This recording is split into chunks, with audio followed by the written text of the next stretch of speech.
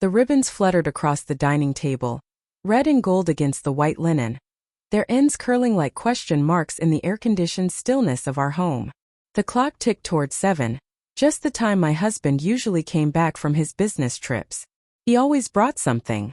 Sometimes perfume, sometimes silk scarves, sometimes chocolates I never liked but pretended to.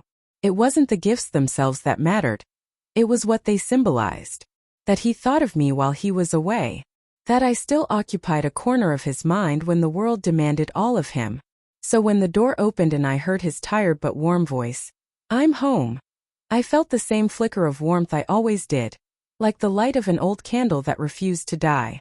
I stepped out of the kitchen, wiping my hands on a towel, ready to greet him. But before I could, my son's voice, sharper, younger, and strangely defensive, cut through the air. "Mom's already got everything, Dad. My wife doesn't even have a proper bag for work. You should have thought of her." The words froze me in place. He was standing near the door, my son Daniel, 31 years old, his hand already reaching into the shopping bag my husband had just set down. I saw the flash of a jewelry box, the glint of a silver clasp, the shimmer of something delicate and expensive. And then I saw Daniel's wife, Alina, standing just behind him, her hand on his arm, her eyes trained not on my husband but on the box. My husband's expression shifted, quickly but not quick enough for me to miss it. A flicker of irritation, then calculation, then a forced smile. "It's all right," he said, half laughing, the sound brittle. "Let her have it if she likes. It's just a bracelet." My heart gave a single hard thump. Just a bracelet. He bought me bracelets before. I still had the velvet box from Paris 3 years ago, the one he said matched my eyes. He'd whispered, "For my favorite woman." Now he handed it, without hesitation, to my son's wife.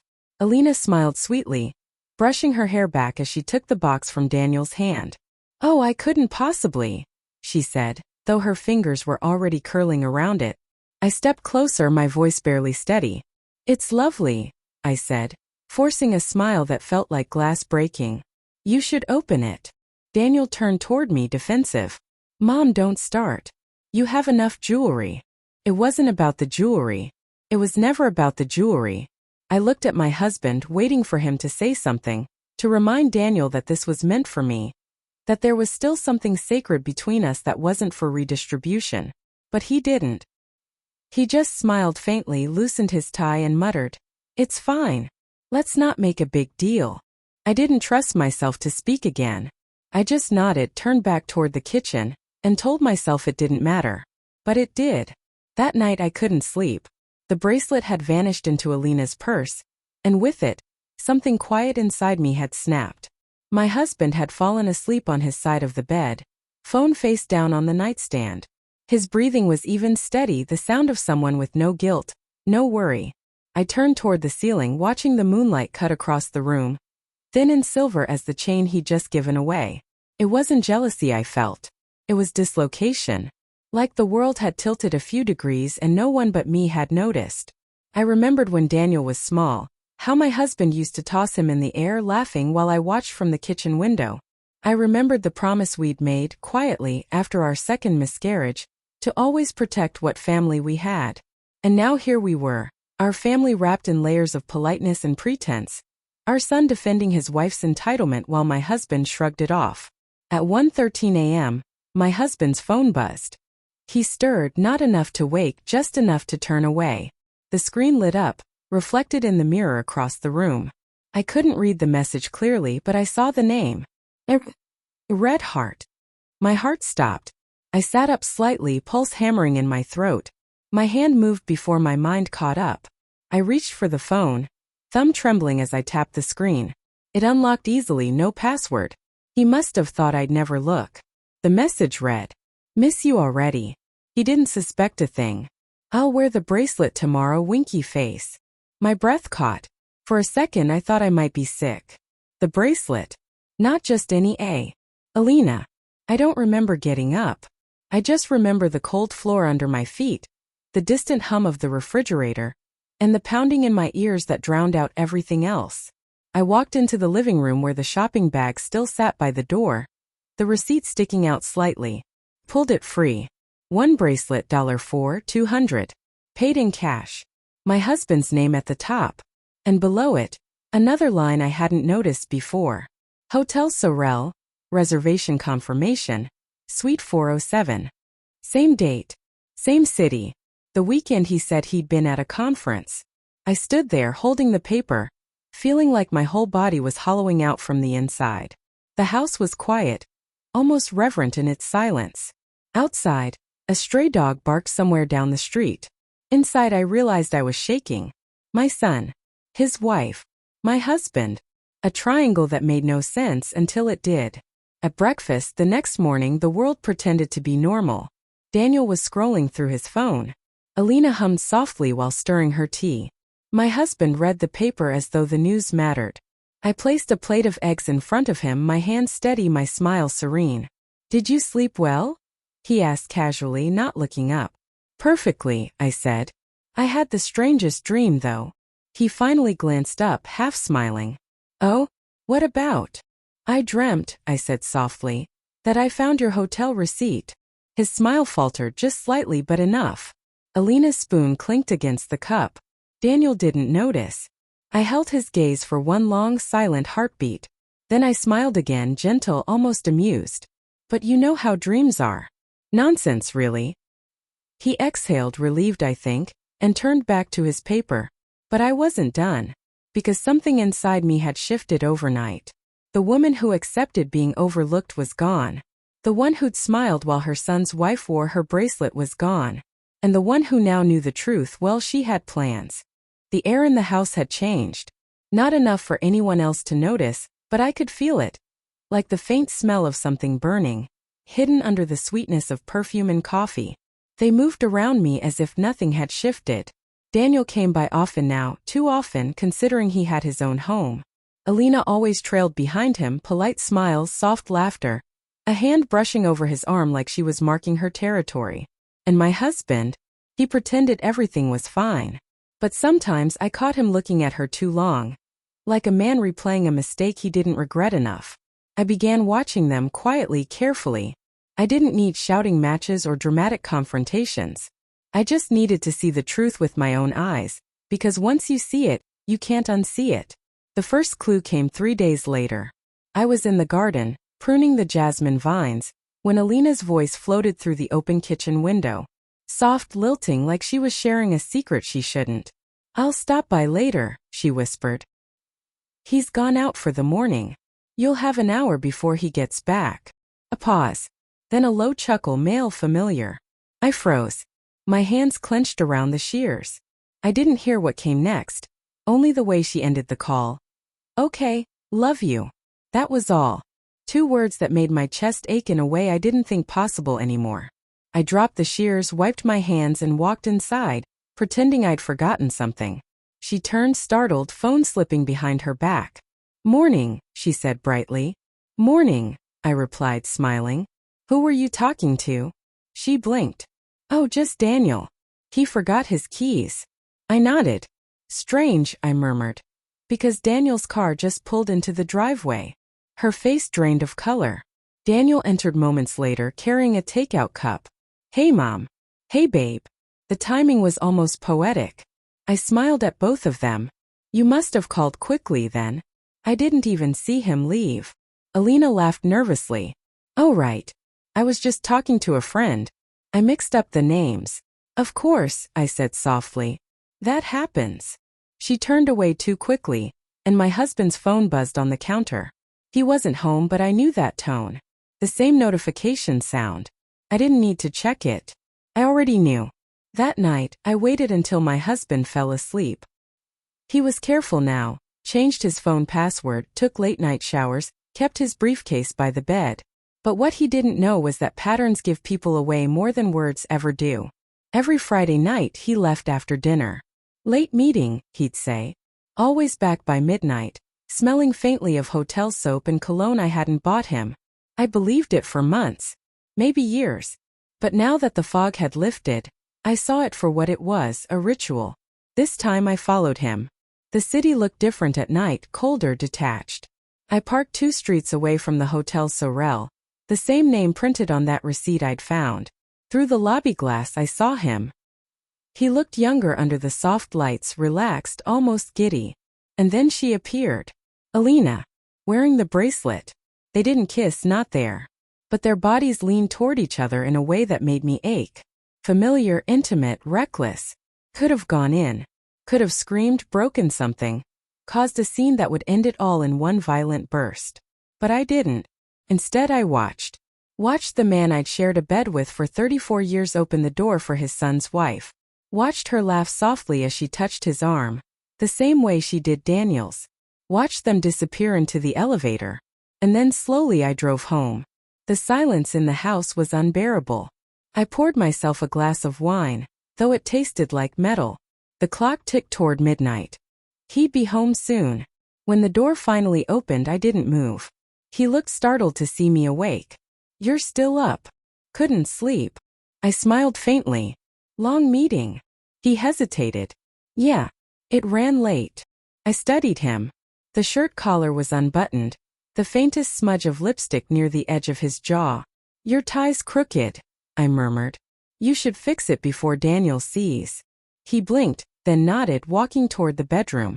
The lies were so casual now, so practiced. But so were mine. For days I said nothing. I let them believe I was still blind. It's easier to dismantle a web when the spiders think you're still caught. I started gathering small things, photocopies of receipts, screenshots of messages, fragments of evidence that would mean nothing alone but everything together. One afternoon, while Daniel and Alina were out, I entered their house. I knew where she kept her spare keys. I'd given her the keychain myself, ironically engraved with the words "family forever." Her phone was charging on the counter.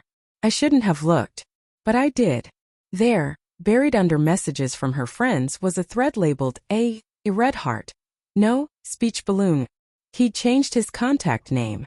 Clever. The last message was from her. "He's getting suspicious. We have to tell him something. Or tell her. I can't keep this up." And his reply 2 minutes later. "Not yet. Let me handle it. She's fragile. She's fragile." I stared at those words until my vision blurred. Fragile? After all the years, the children, the miscarriages, the compromises, I was the fragile one? No. I was something else entirely now. That night I went through old photo albums. There was one from Daniel and Alina's wedding. My husband stood beside her, smiling too widely, his hand on her shoulder just a beat too long. I remembered thinking then that it was pride, maybe even affection. Now I saw it for what it was, possession. And something inside me, something that had been dormant, began to wake. The next morning I prepared breakfast again. Like always. Daniel came first, groggy and half-dressed. My husband followed, looking restless. Alina drifted in last, radiant and smug, the bracelet gleaming under the kitchen lights. I poured coffee into 3 cups, my movements measured and calm. "You look tired," my husband said softly. "Do I?" I smiled. "Maybe it's all the dreaming I've been doing lately." Daniel laughed. "Still with those weird dreams, Mom?" Hum. I glanced at Alina. In my dream a snake shed its skin. And underneath there was another snake, smaller but meaner. She blinked, lips parting slightly. My husband's fork froze midair. Daniel chuckled, oblivious. "You and your symbolism." "Maybe," I said, turning to the sink. "Or maybe I just see things more clearly when I'm asleep." The silence that followed was heavy, thick, uncomfortable. That's when I knew, they understood that I knew. And that knowledge, unspoken, shared only between guilty eyes, was more powerful than any confrontation could ever be. That night, my husband didn't sleep in our room. He said he had paperwork in the study. I said nothing. In the quiet hours, I began writing a letter. One that would change everything. Not a love letter. Not a confession. A statement. Cold. Detailed. With dates, receipts, and names. By the time dawn touched the curtains, it was ready. I slipped it into an envelope, sealed it, and wrote one name on the front. Daniel. The next morning, I placed it on the table beside his coffee mug. I didn't stay to see him open it. I just left the house, walked into the rising sun, and felt, for the first time in years, awake. When I returned that afternoon, the house didn't sound like a home anymore. It sounded like chaos. A chair scraped violently across the floor, followed by Daniel's voice, raw, furious. "How could you, Dad? With her? With my wife?" My pulse spiked. I stayed by the doorway, half hidden by the wall. My husband's voice came next, low and controlled, the way men sound when they're trying not to reveal fear. Daniel, listen, things aren't what you think. Oh, shut up. Daniel snapped. Don't you dare insult my intelligence. I read everything. Every single thing Mom wrote in that letter, dates, hotel names, text screenshots. Jesus, you used my car to drive to her place. The sound of something shattering cut through the air. Glass maybe. Then Alina's voice, soft, pleading. Daniel, please let me explain. Explain what? He roared. That you've been sleeping with my father? While I've been working 2 jobs to pay for our apartment. Silence.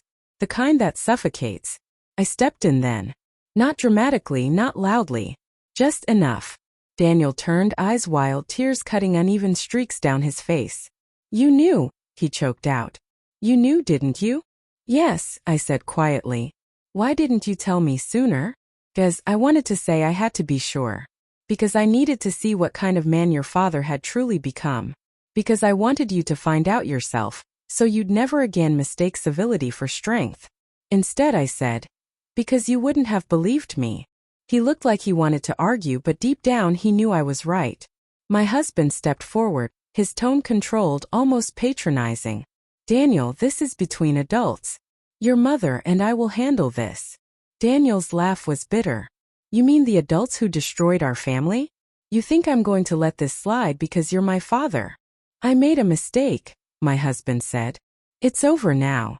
Alina's eyes darted toward him, shock, betrayal. Over, she whispered. You said. He shot her a warning look. But it was too late. Daniel caught it. You said what? She shook her head, crying now. I thought he loved me, Daniel. I thought we. Daniel's voice cracked, pure disbelief dripping from every word. You thought what? That my dad would leave my mom for you. Her silence answered for her. He turned to my husband, shaking his head. You're disgusting. My husband's face hardened, shame twisting into something meaner. You're being dramatic. You don't understand marriage. These things happen. People make mistakes.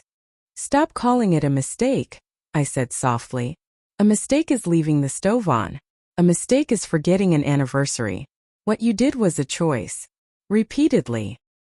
He glanced at me then, eyes narrowing. And what, you think you're innocent?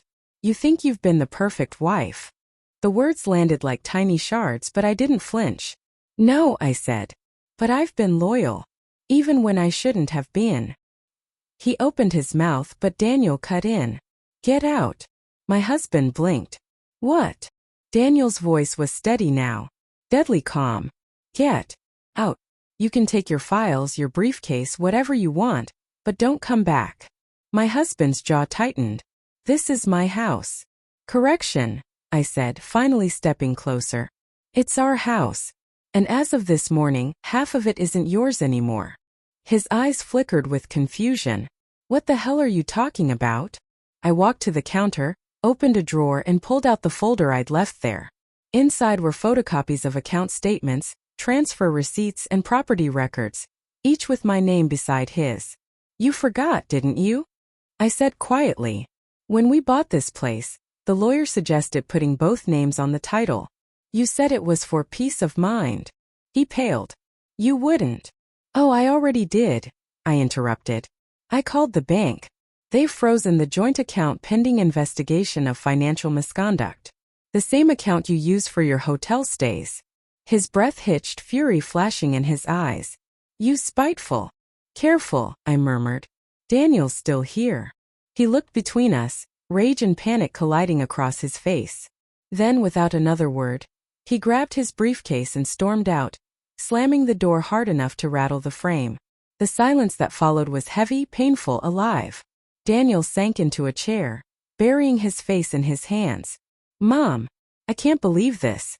I can't believe he. I can, I said. My voice trembled, but I didn't let it break. He's been lying for years. You just never saw it. Alina was still standing there, motionless, her mascara streaking down her cheeks. Daniel, I'm sorry, she whispered. I swear I never meant for this to happen. He looked up, eyes blazing. You didn't mean to sleep with my father? She flinched. I almost pitied her. Almost. Then I remembered the bracelet, the message, the smile she'd given me across the breakfast table while my husband sat beside her. I turned to her. "You should go, Alina." She hesitated. "Please let me explain." "You should go," I repeated, my tone colder this time. She looked at Daniel, but he turned away. Her hand trembled as she set the bracelet down on the counter. Then she walked out, closing the door quietly behind her. Days turned into weeks. The house felt emptier, but not in a bad way. More like it was breathing again after years of holding its breath. Daniel moved back in temporarily. He barely spoke, but his presence was grounding. A silent truce between two people trying to rebuild from the same wreckage. I spent my mornings in the garden again, pruning the jasmine vines. The scent reminded me of better times, before everything curdled. But peace, I've learned, never lasts long in families like ours. One evening, Daniel came home early, his expression unreadable. He sat across from me at the kitchen table, hands clasped. "Dad called," he said finally. I didn't react. "And he wants to meet. Says he wants to make things right. Did you agree?" I said I'd think about it. We sat in silence. Then he added, "He said something weird though. He said, 'Your mother isn't who she pretends to be.'" I met his eyes. "And you believed him?" He shook his head. "No. But it made me wonder. What did you mean when you told me in the letter to look deeper than the betrayal?" I smiled faintly. "Because, Daniel, betrayal isn't always about who slept with whom. Sometimes it's about who turned a blind eye and why." He frowned. "What are you saying?" I looked down at my hands, the ones that had built a home, raised a family, endured years of silence. "Your father didn't start lying when Alina came along. He's been lying since before you were born." Daniel blinked, confusion etched across his face. "About what?" I took a deep breath. "About where his money came from. About who he built his business with. About why your grandmother stopped speaking to him before she died." He stared at me. "You knew all that?" I nodded slowly. "And I stayed quiet for you, because I thought some truths hurt more than lies." He leaned back, eyes wide. "Mom, what did he do?" I met his gaze steadily. "Something I should have exposed a long time ago. But maybe it's not too late." Outside, thunder rolled across the horizon, heavy and distant. The first drops of rain hit the windows like tapping fingers. I looked toward the door where my husband had walked out weeks ago, and for the first time I wasn't afraid of what would come next. Because the worst had already happened, and I was still standing. Rain has a way of erasing things. Footprints, scents, old stains you'd forgotten were there. That night, it fell in slow, steady sheets against the windows, whispering over the roof like an omen. Daniel had gone to bed hours ago, but I couldn't sleep. The letter I'd written him still sat on the table, the edges softened from where he'd unfolded it too many times. His father's words, "Your mother isn't who she pretends to be," kept circling in my head like a bird that refused to land. Maybe he was right, in a way. Maybe I wasn't who I pretended to be anymore. Because the woman I used to be, the one who tolerated betrayal in silence, was gone. The one sitting here now was something new, forged by the fire of humiliation and revelation. And I was ready to end this. The next morning I called him. "My husband." The line clicked and I heard his voice, steady, cautious. "You finally decided to talk." "I did," I said. "We need to meet. Just the two of us." He hesitated. "Why?" "Because there's still something left to discuss. Something I didn't tell Daniel." A pause. Then the sound of a breath. "Where?" "The old lake house," I said. "Tonight. 7 o'clock. He agreed. The lake house had been ours once. Our first home after marriage, before the city swallowed us whole. It sat on the edge of still, dark water surrounded by pine trees that whispered even when the air was still. I arrived early. The house smelled of dust and time, the wood floors creaking under my shoes. I lit a small lamp, the amber glow settling like a secret. When he arrived, the headlights carved through the rain. He stepped out, wearing the same expression he always did when he thought he was in control. "You look good," he said. "Better than I expected." I smiled faintly. "Grief becomes me." He chuckled, dry, humorless. "You always did have a sharp tongue." I gestured to the chair across from mine. "Sit." He obeyed, lowering himself slowly, his eyes scanning the room like he was assessing a threat. So, he said, you wanted to talk. About what? About your business, I said. And about the money. His jaw tightened. What about it? I leaned forward. You told Daniel I wasn't who I pretended to be. Maybe you're right. But I know you're not who you pretend to be either. He frowned. What's that supposed to mean? It means, I said, sliding a folder across the table, that I went through your old files. He didn't open it. He didn't need to. His silence was enough. I found the offshore accounts, I continued. The shell companies. The payments labeled consulting fees. You were laundering money through your own firm, weren't you? That's why your conferences were always in the same cities. That's why the hotel receipts didn't matter. You weren't just cheating on me. You were cheating everyone. He laughed softly, though his voice trembled. You think you understand business now? You think you can just throw accusations around because you're angry? Oh, I'm not angry, I said calmly. I'm prepared. He stared at me. Prepared for what? For this. I reached into my bag and placed a small digital recorder on the table. This has our conversation. The one you just started. And the one you'll finish. He went still. You're bluffing. Try me. For a long moment, neither of us spoke. The only sound was the rain against the windows. Then he sighed, leaning back. You always were smarter than I gave you credit for. That's your problem, I said quietly. You never gave anyone credit unless they could serve you. He looked at me with something like pity. You think you're getting revenge by turning me in? The company will collapse. Daniel will lose everything. No, I said, meeting his eyes. Daniel will inherit everything. Because I already moved the assets in my name out of the shared accounts 2 weeks ago. Everything tied to your illegal transfers is yours alone now. I made sure of it. His face darkened. You wouldn't dare. I already did. He slammed his hand on the table, the sound echoing through the old house. You think you can destroy me? You think I won't take you down with me? I tilted my head. That's the thing, darling. You already did. Years ago. He stood then, pacing, muttering to himself. I could see the calculation in his eyes, the gears turning, weighing threats against leverage. Finally, he stopped. You don't want to do this, he said quietly. You'll ruin Daniel's life. You'll ruin your own. I stood too, feeling strangely calm. You already ruined it for us. I'm just making it official. He stared at me for a long time. You were never strong enough for this. You never knew what strong looked like, I said. Because it wasn't loud. It wasn't violent. It was me waiting, watching, planning.